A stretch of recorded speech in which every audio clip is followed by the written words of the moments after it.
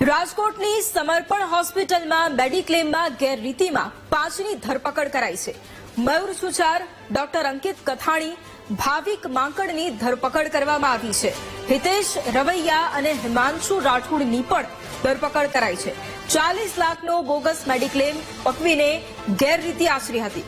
દર્દીએ પેરાલિસિસના નામે bogus mediclaim પકવવાનું કાવતરું કર્યું અને 40 લાખમાંથી થેરાપિસ્ટ ડોક્ટરને 10 લાખ રૂપિયા મળવાના હતા। રિમાન્ડમાં પોલીસ આરોપીઓની વધુ પૂછપરછ પણ કરશે।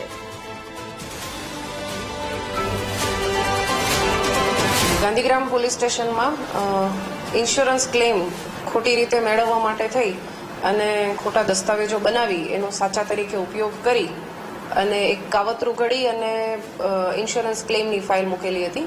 આ ગુનામાં અત્યાર સુધીમાં કુલ 5 આરોપીઓને પકડી પાડવામાં આવ્યા છે, જેમાં જે ઇન્સ્યોરન્સ ક્લેમ કરનાર વ્યક્તિ મયુર છુછાર એમણે 40 લાખનો ક્લેમ કરેલો હતો અને સાથે સાથે જ્યારે મયુર છુછાર સમર્પણ હોસ્પિટલમાં દાખલ થયેલ ત્યારે સાંજના સમયે મયુર છુછારને જવા દે રાત્રે અને સવારે ડોક્ટર આવે એની પહેલા ફરીથી મયુર છુછાર આવી જાય એ પ્રકારની વ્યવસ્થા પણ ભાવિક માંકડ દ્વારા કરવામાં આવેલી છે।